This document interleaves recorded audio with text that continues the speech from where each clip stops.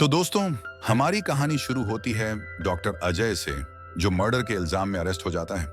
दरअसल अजय पर राजीव का एक्सीडेंट करके उसे मारने की कोशिश करने का इल्जाम है। कोर्ट में केस शुरू होता है, जहां अजय की लॉयर उसे बेल दिलाने की कोशिश करती है और फाइनली अजय को बेल मिल जाती है। यहां हमें पता चलता है कि राजीव ने अजय पर यह इल्जाम लगाया है कि अजय ने उसका एक्सीडेंट करके उसे जान से मारने की कोशिश की थी। उस एक्सीडेंट में राजीव को तो ज्यादा चोट नहीं आती, लेकिन उसका ड्राइवर सीरियसली इंजर्ड हो जाता है। अजय इस बात से काफी परेशान है कि अब आगे क्या होगा। उसके ऊपर केस चल रहा है, इसलिए उसे हॉस्पिटल के चेयरमैन के पोस्ट से हटा दिया जाता है। ये वही हॉस्पिटल है जिसे अजय ने बड़ी मुश्किलों से शुरू किया था। अजय यही सोच रहा होता है कि क्या वह अपने हॉस्पिटल को बचा पाएगा या नहीं। इसके बाद कहानी कुछ साल पीछे चली जाती है और हम राजीव को देखते हैं, जो पैथोलॉजी की स्टडी कर रहा होता है। राजीव का पैथोलॉजी में काफी अच्छा करियर हो सकता था, लेकिन उसका ज्यादा ध्यान फर्टिलिटी पर था। मतलब वह उस पर ज्यादा रिसर्च किया करता था। साथ ही राजीव की वाइफ का नाम है इंदिरा, जो एक स्कूल में टीचर है। आज जब इंदिरा स्कूल जाती है तो वह देखती है कि उसकी कलीग रो रही होती है। इंदिरा के पूछने पर वह बताती है कि वह प्रेग्नेंट नहीं हो पा रही है, इसलिए उसका हस्बैंड उसे छोड़ रहा है। यह पता चलने पर इंदिरा और अजय उसके हस्बैंड के घर जाते हैं और उसे समझाने लगते हैं कि वह ऐसा ना करे, लेकिन उसके हस्बैंड का कहना होता है कि उसे बच्चे चाहिए और उसकी वाइफ उसे बच्चे नहीं दे सकती, इसलिए वह उसे छोड़ रहा है। यह सुनने पर अजय कहता है कि पहले उसे खुद के भी टेस्ट करने चाहिए, क्या पता प्रॉब्लम उसमें हो, और वह बेवजह अपनी वाइफ को ब्लेम कर रहा हो। लेकिन यह सुनने के बाद उसका हस्बैंड गुस्सा हो जाता है और कहता है कि उसमें तो कभी प्रॉब्लम हो ही नहीं सकती। इस बात पर दोनों में काफी लड़ाई हो जाती है और इंदिरा इसी तरह से अजय को घर लेकर आती है। अजय कहता है कि काफी सारी ऐसी औरतें हैं जिनके हस्बैंड में प्रॉब्लम होती है, लेकिन कभी भी वह एक्सेप्ट नहीं करते, ना ही अपना टेस्ट करवाते हैं और बस अपनी वाइफ को ब्लेम करते रहते हैं। जो सुनकर इंदिरा भी यही कहती है कि औरतों के साथ तो कब से ऐसा ही होता आ रहा है। जिसके बाद अजय कहता है कि वह फर्टिलिटी के ऊपर कुछ करना चाहता है ताकि वह इस प्रॉब्लम को सॉल्व कर सके। अब इंदिरा उसे कहती है कि उसे जिस चीज में इंटरेस्ट है वह वही करे। यह सुनकर अजय काफी खुश होता है, क्योंकि इंदिरा हमेशा उसे सपोर्ट किया करती थी। साथ ही अजय समझ गया था कि उसे पैथ में नहीं बल्कि फर्टिलिटी में ज्यादा इंटरेस्ट है, इसलिए वह उसके ऊपर स्टडी करने लगता है।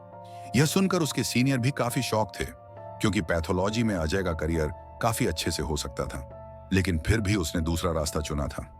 तभी अचानक से अजय की तबीयत खराब हो जाती है, इसलिए उसे हॉस्पिटल में एडमिट किया जाता है। जब चेक किया जाता है तो पता चलता है कि अजय को हार्ट अटैक आया था। यह सुनने के बाद इंदिरा काफी शॉक हो जाती है। वैसे तो अजय अभी ठीक था, लेकिन डॉक्टर को डाउट था कि शायद अभी भी अजय के हार्ट में प्रॉब्लम है, इसलिए वह इंदिरा से कहता है कि वह अजय को मुंबई लेकर जाए।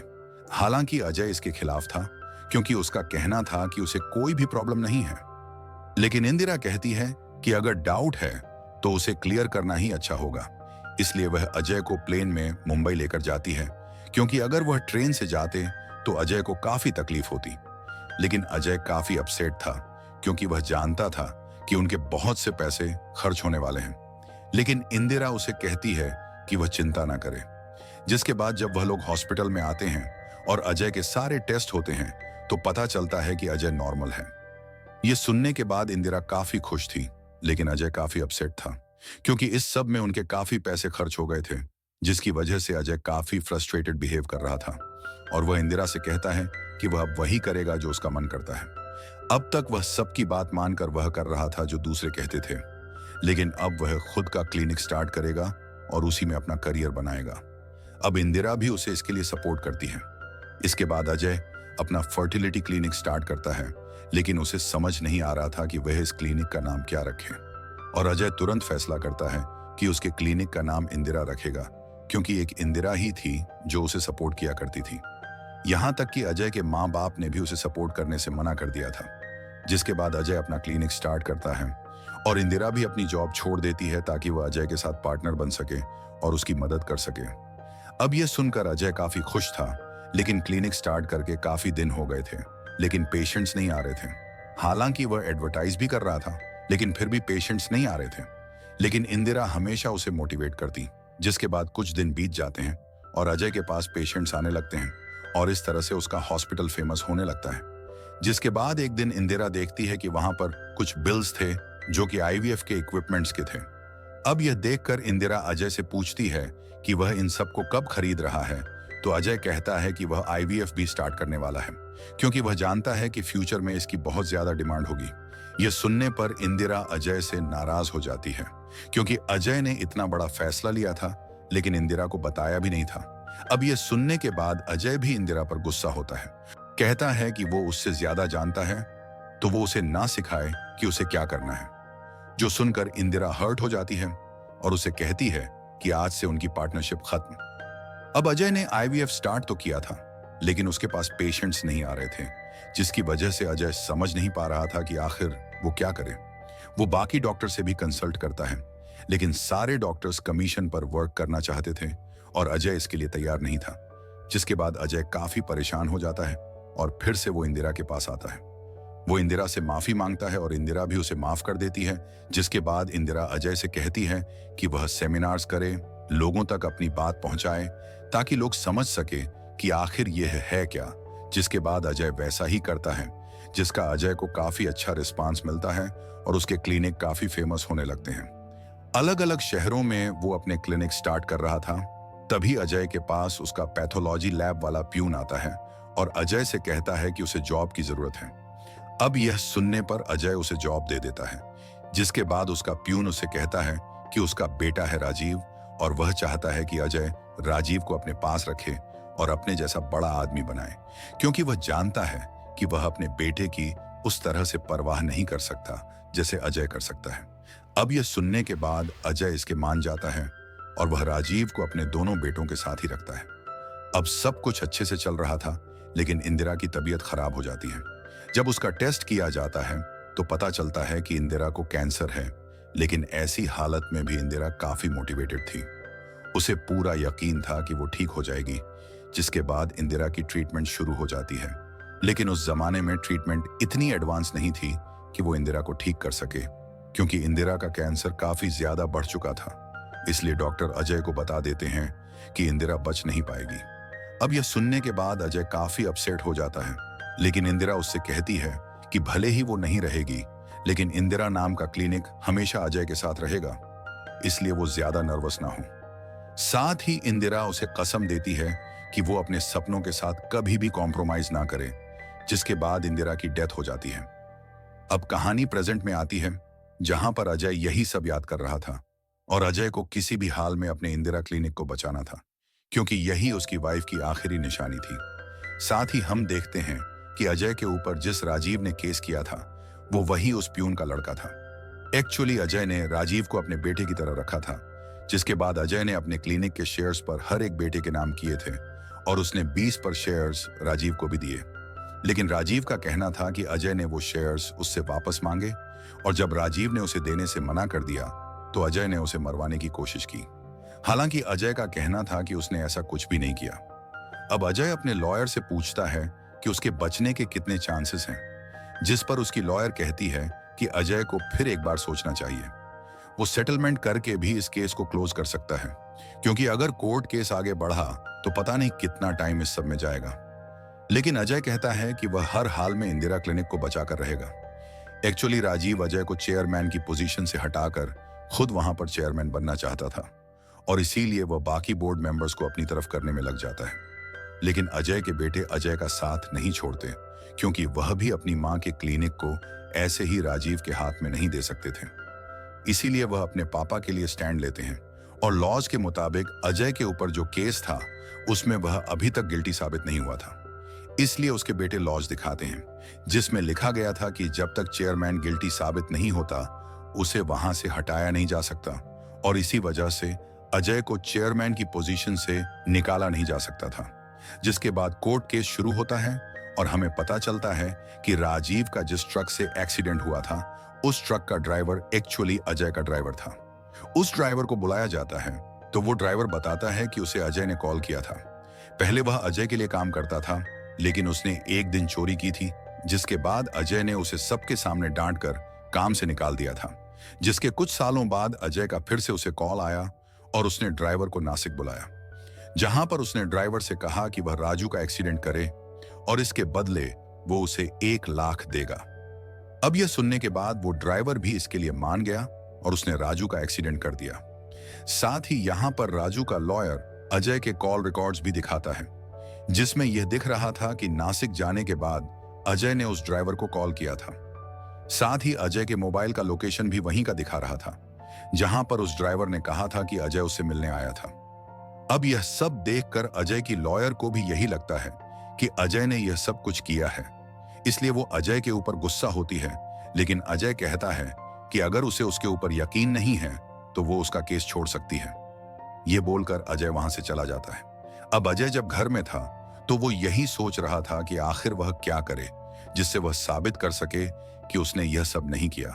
अजय यही सोच रहा था कि काश इंदिरा उसके साथ होती तो इस प्रॉब्लम से उसे बाहर निकालती। तभी उसे इंदिरा की बात याद आती है, जिसमें इंदिरा ने कहा था कि वह किसी न किसी जरिए से हमेशा उसकी मदद करेगी। तभी अजय के पास उसका पोता आता है, जो कि अजय से नाराज था। वो अजय से कहता है कि अजय ने उसे कहा था कि वो जैसे ही नासिक जाएगा वो उसे फोटोज पे भेजेगा, लेकिन उसने उसे फोटोज नहीं भेजे थे और इसी वजह से वो रूठ गया था। अब यह सुनने के बाद अजय याद करने लगता है कि आखिर उसने अपने पोते को फोटोज क्यों नहीं भेजे थे, जिसके बाद अजय को सब कुछ याद आ जाता है और वह अपने लॉयर को बताता है और उसकी लॉयर को यकीन हो जाता है कि अजय ने यह सब कुछ नहीं किया था। जिसके बाद हम राजीव को देखते हैं, जो हॉस्पिटल के एक स्टाफ को कुछ पैसे देता है। जिसके बाद अगले दिन अजय के लॉयर को पता चलता है कि उस ड्राइवर की मौत हो चुकी है, जिसकी वजह से अब अजय के ऊपर अटेम्प्ट टू मर्डर की जगह मर्डर का चार्ज लग चुका था। जिसके बाद फिर से कोर्ट केस शुरू होता है और अजय के लॉयर अजय के ड्राइवर को बुलाती है। यहां पर हमें पता चलता है कि अजय का ड्राइवर भी राजीव के साथ मिला हुआ था और उसने यह बयान दिया था कि अजय उस एक्सीडेंट वाले ड्राइवर से मिलने गया था। अब वो लॉयर उससे पूछती है कि नासिक जाने के बाद अजय कब उस ड्राइवर से मिलने गया था, तो उसका ड्राइवर बताता है कि वो 11 बजे गया था। जो सुनने के बाद लॉयर सबको वीडियोस दिखाती है, जिसमें 11 बजे अजय अपनी टीम के साथ मीटिंग कर रहा था और उन वीडियोस में क्लियर दिख रहा था कि अजय 11 बजे अपने ऑफिस में ही था। ये देखकर सबको क्लियर हो जाता है कि अजय 11 बजे कहीं पर भी नहीं गया था। यहां पर अजय की लॉयर जज को बताती है कि अजय को अपना मोबाइल कार में चार्ज करने की आदत है और उस दिन नासिक जाने के बाद भी वह अपना मोबाइल कार में ही भूल गया था। जिसके बाद उसके ड्राइवर ने ही उस दूसरे ड्राइवर के नंबर पर कॉल किया था और उस कंस्ट्रक्शन साइट के पास घूम रहा था ताकि सबको ऐसा ही लगे कि अजय वहां पर गया था। अब जब अजय की लॉयर यह सब कुछ बोल रही थी, तभी राजीव का लॉयर वहां पर एक आदमी को बुलाता है, जिसका नाम था सुलेमान और उसका स्क्रैप का बिजनेस था। और सुलेमान सबको बताता है कि अजय ने उसे ट्रक खरीदा था। एक्चुअली ये वही ट्रक था जिससे राजीव का एक्सीडेंट हुआ था। यहां तक कि सुलेमान अपने शॉप का सीसीटीवी फुटेज भी दिखाता है, जिसमें अजय सुलेमान के साथ बात कर रहा था। अब ये देखने के बाद सभी लोग फिर से अजय के ऊपर शक करने लगते हैं। जिसके बाद राजीव का लॉयर राजीव के पापा को वहां पर लेकर आता है और उनसे कहता है कि जिस अजय पर भरोसा करके उन्होंने अपना बेटा उसे दिया था, उसी बेटे को उसने मारने की कोशिश की है। जो सुनकर राजू के पापा कहते हैं कि उन्हें तो इस बात पर यकीन ही नहीं हो रहा था। उन्हें अजय पर काफी गुस्सा आया कि अजय ने राजू की परवरिश ठीक से नहीं की, क्योंकि अगर ठीक से की होती तो उनका बेटा इतना कमीना नहीं होता। जो सुनकर राजीव भी काफी शॉक था। राजीव के पापा जज को बताते हैं कि उन्हें पूरा यकीन है कि अजय कभी भी ऐसा नहीं करेगा। उल्टा उनका बेटा ही एक नाक है जो कभी भी किसी को भी दस सकता है। अजय ने उनके बेटे की परवरिश की है, लेकिन आज वह उनके पीछे पड़ा है, उन्हें इस तरह से फंसाना चाहता है। अब यह बात सुनकर अजय भी काफी इमोशनल हो जाते हैं। जिसके बाद राजीव के पापा अजय से माफी मांगते हैं, जिसके बाद जज उन्हें अगली डेट दे देता है। अब रात को अजय यही सोच रहा था कि वह ऐसा क्या करे जिससे राजीव की सच्चाई सबके सामने आए। साथ ही अजय को याद नहीं आ रहा था कि आखिर वह सुलेमान से कब मिला था। जिसके बाद फिर से अजय इंदिरा की बातों को याद करने लगता है और उसकी बातें याद करते हुए उसके सामने सारा सच आ जाता है। जिसके बाद फिर से कोर्ट की शुरू होता है, जहां अजय उस हॉस्पिटल के डॉक्टर को बुलाता है जहां पर उस ड्राइवर की मौत हुई थी।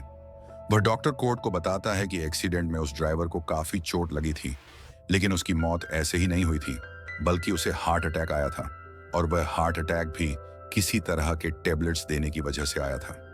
अब यह सब सुनने के बाद अजय कोर्ट को वह वीडियो दिखाता है जिसमें एक वार्ड बॉय उन मेडिसिन को लेकर ड्राइवर के रूम में जा रहा था। जिसके बाद उस वार्ड बॉय को बुलाया जाता है और उससे पूछताछ करने पर वह बताता है कि राजीव ने उसे पैसे दिए थे। राजीव ने कहा था कि अजय को अटेम्प्ट टू मर्डर में फंसाने से कुछ भी नहीं होगा, उसे मर्डर में फंसाना होगा, और इसके लिए राजीव ने उसे काफी सारे पैसे दिए थे, जिसके बदले में उसने ड्राइवर को वह दवाइयां दी थी जिससे ड्राइवर को हार्ट अटैक आ गया था। जिसके बाद अजय की लॉयर वहां पर सुलेमान को बुलाती है और उससे पूछती है कि अजय ने जब उसके साथ डील की थी तो उसका कोई सीसीटीवी फुटेज है, जिस पर सुलेमान कहता है कि ऐसा कोई भी फुटेज उसके पास नहीं है। अब ये सब सुनने के बाद अजय की लॉयर सुलेमान से कहती है कि सुलेमान के स्क्रैप शॉप के सामने ही एक बैंक है और वहां पर उन्हें सारा सीसीटीवी फुटेज मिला है। जिसके बाद वह फुटेज वह कोर्ट को दिखाती है जिसमें हम देख पाते हैं कि उस दिन अजय के साथ साथ वहां पर राजीव और उसके 2 बेटे भी वहां पर गए थे। एक्चुअली सुलेमान ने वहां पर जो पीछे प्रॉपर्टी थी उसे देखने के लिए वहां पर बुलाया था। जिसके बाद वह अजय के साथ बात करते हुए आगे आया और बस वहीं का फुटेज उसने दिखाया था। अब अजय की लॉयर राजेश से कहती है कि अगर उसने सच नहीं बताया तो उसे भी रिमांड पर भेजा जाएगा। जो सुनने के बाद सुलेमान डर जाता है और सारी सच्चाई बताता है। वह बताता है कि एक्चुअली राजेश ने उसे यह सब कुछ करने के लिए कहा था। राजेश ने ही वह ट्रक खरीदा था और सुलेमान से कहा था कि प्रॉपर्टी दिखाने के बहाने वह अजय के साथ बात करता हुआ आगे आए ताकि कैमरा में वही दोनों दिख सकें। साथ ही राजीव ने उससे कहा था कि वह अपने ट्रक को इस तरह से डिजाइन करे कि राजीव को एक्सीडेंट में ज्यादा चोट ना लगे, और इस तरह से राजू को काफी कम चोट आई थी। अब राजीव की सच्चाई सबके सामने आ गई थी, इसलिए जज राजू को सजा सुनाता है तो वही अजय के ऊपर से सारे चार्जेस हटा दिए जाते हैं। जो सुनकर अजय काफी खुश था क्योंकि कम से कम वह इस बार इंदिरा को बचा पाया था।